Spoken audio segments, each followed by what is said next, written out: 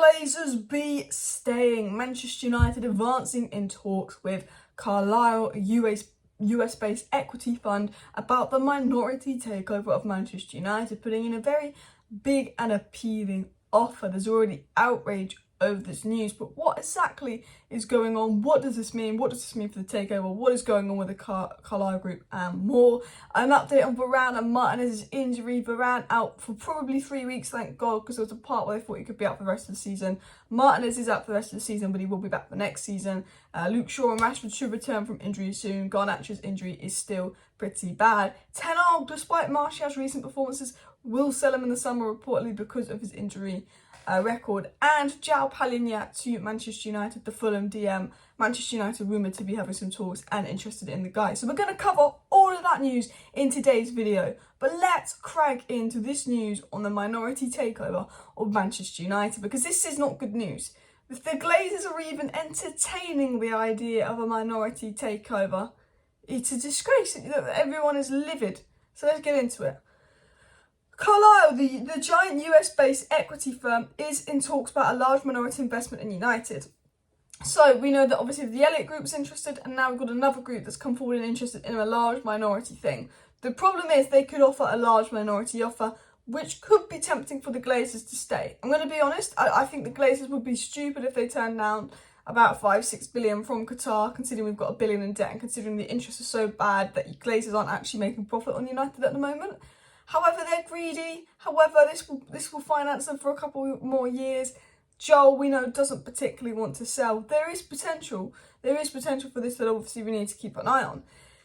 It was Carlyle, who invested in a large who are interested in a large minority stake in Manchester United, have assets worth more than $370 billion under management, ranks and among the world's largest private equity firms. So they could offer Glazers large amount of money, rebuild a stadium, clear the debt. They could give the Glazers what they want.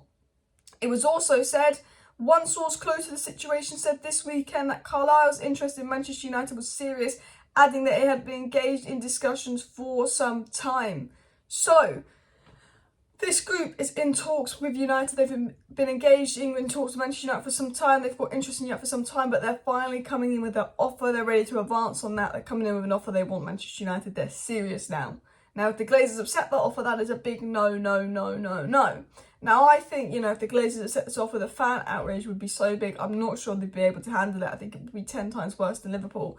What we want is the full sale. What we want is the Glazers gone. And what I'm hoping is this is just a negotiation tactic, because whenever we get strongly linked to a minority offer, it's when we've got around a bidding joke. The Elliott Group came out, and all these stories about the Elliott Group came out a few days before Qatar and Jim Ratcliffe were going to put their full sale bids in. Now, Qatar and Jim Ratcliffe got to put their third and final, I say final, bid in for United. Oh, they might release a story like this, that this is going to give them a good offer and they're really confident in this, la-di-la-di-la, to maybe draw out more higher offers in Qatar and Surgeon's bid.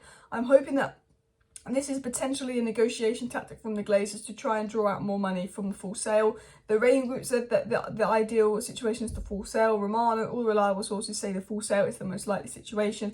However, if they do not get the $6 billion they want, potentially a minority stake could happen. Do not rule it out. But it was said by loads of reliable sources the full sale is the focus of United. So I'm hoping that this is more of a negotiation tactic to, get more from Qatar and Sir Jim, because their bids are expected. But it's a bit worrying in the sense of they're entertaining these sort of ideas, and it's the full sale and negotiation tactic for them to get the minority stake offer they wanted. You could argue it that way. It was said as well, key details of Carlyle's proposal, including the amount of capital it would look to deploy and the structure of the deal, have yet to be finalised. And Carlyle was among a handful of parties which have pitched their proposals to acquire a minority stake in the Old Trafford outlet. So, this doesn't mean that we're getting Carlyle. Just to let you know, this is just Carlyle confirming their interest, serious interest. Qatar, Sir Jim and Elliott Group have got serious interest. Carlyle were one of those groups. They've now confirmed that their interest is serious. They're going to put an offer in. They're going to incorporate the third round of bidding.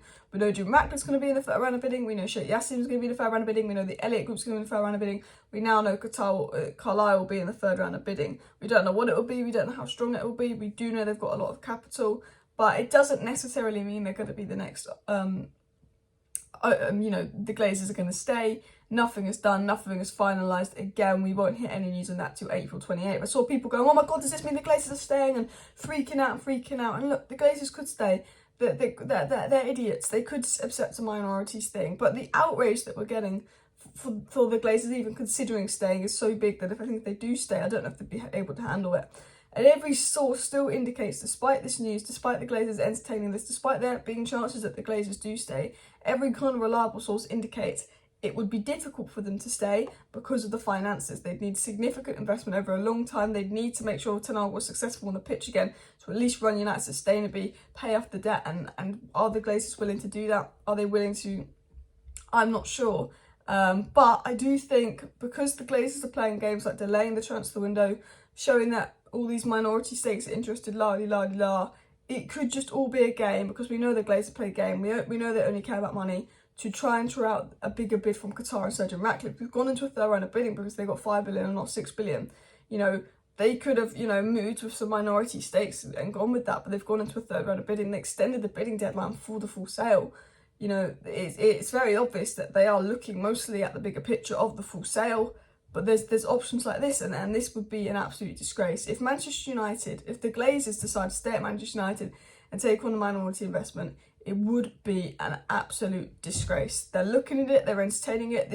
They could put an appealing offer in. It's up to the Glazers to decide. Qatar said yes this offer, but financially, it will be a disgrace. They cannot afford to stay here. For the club, it will be a disgrace, and it will be a stupid decision. So the Glazers do make a lot of stupid decisions, so don't put it past them staying. But I do still feel confident the club will be sold. My honest opinion and hope is that it's just Glazeronomics leaking interest from minority investment to drive the full sale price up, because second bids are expected. Now, I do want to talk about a few more stories coming out. I want to talk about Joao Palhina to Manchester United and more. So obviously, Joao Palhina wouldn't be that 8. He's not the type of person you want to play next to Casemiro, but he'd be very good Casemiro backup. Now, reported Casemiro backup between 50 and 60 million. I think is a little bit pricey in the sense of I think we need to spend 50-60 million on a player to play next to Casemiro and about 100 million on a striker, and then probably at least another 50 million on the defence. So I don't think we've got this kind of money for a Casemiro backup. I do think that Ugarte, Barella, someone under 20 million is the approach we've got to go for, a Casemiro backup. I still think United need a striker, 2 midfielders, one as an 8, one to be backup as Casemiro, like an understudy, a centre-back and a right-back, and then potentially a goalkeeper. But I could do one more season with De Gea, because I do think that he's a good keeper, despite having his limitations with his feet. I think that, outfield's a bigger priority because De Gea does make some good saves. I know some fans are like, De Gea needs to go, it should be the number one priority. For me, I understand that, maybe we can't advance and play a certain way with David De Gea, but I think that he gets way too much stick from this fan base, and there are people that believe that, if we don't win, it's all De Gea's fault, and it's like, it's not. Like, yes, there's times that De Gea is particularly poor, has cost us, but I think that we can do another season with David De Gea, and then I think next season I'd look to potentially move him on to someone who's better with their feet if he's not showing anything, and also he'd be getting to that age. But when Joao Palhina to United, it was said Manchester United step up pursuit of 60 million rated Joao Palhina as Fulham target Porto star's replacement, and that United are monitoring the Portugal international situation with Fulham, who's expected to demand about 60 million for his services. So saying that United have obviously stepped up their interest in Palhinha, they're monitoring it. Fulham know they could cash in on him, and Fulham are looking at potential replacements. And United, one of the teams interested, is actually reported that I think Liverpool are the most interested. Although every midfielder we get linked to, Liverpool's interested in, because Liverpool need a midfield like Barella, Gravenberch, Mateus Nunes, McAllister and Palhinha. Liverpool are also just as interested as Manchester United. I think Liverpool and Manchester United will be interested in a lot of midfielders. And we know that obviously De Jong is the dream, but that's probably not going to happen. Bellingham is that price range. Again, if I was to predict United's transfer window, I wouldn't be surprised if we got Orkun Cuckoo or Gravenberch.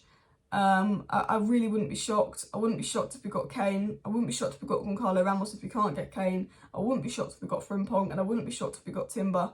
But what I will say is I think Manchester United really, when they get new owners in, hopefully if they get new owners in, need to get a good sporting director, because I hear stuff that United's goal is to spend 100 and something million on Bellingham, where Manchester United need to address about 4 or 5 positions, and Bellingham isn't the profile of player that solves that problem of playing next to Casemiro. He's a good player, but he's not that ball progressor that we need. That's a problem that Manchester United have got. I do think that United should really start to maybe look at getting a director of football in, if they can get the new ownership sorted. Again, obviously a lot of the players that we're linked to will just be transfer talk. I think that United, and we know this, will be linked to about 50 midfielders, 50 strikers, and only about 3 of them will generally be on our list. I generally believe Kane, Goncalo Ramos, Højbjerg, Evan Ferguson and Ostenham are people that United are interested in. I generally believe that Gravenberch, you know, Orkun Cuckoo, McAllister, again, are people that United are interested in. De Jong and Bellingham, of course. But I feel like it's one of those things where United are going to be linked to so many players, just for transfer talk, just for that. And I think Palhinha is one of those players we're linked to that I really don't see us signing. Obviously, this could advance. Obviously, things could happen, but I just think it's one of those stories. So I don't think there will be much in this. So, and also it's come out from the Sun. Like, the Sun isn't the most reliable source. But look, I will update you on transfer news as it comes out. Hopefully we'll get some more takeover news soon. Obviously, less than just 13 days away from the third bid deadline. And once the third bid deadline, that is the final bid the Glazers have to choose. No more delays after that, but unfortunately it's still going to affect our transfer window. Smash a like, smash a subscribe. Back tonight around 7 p.m. Bye.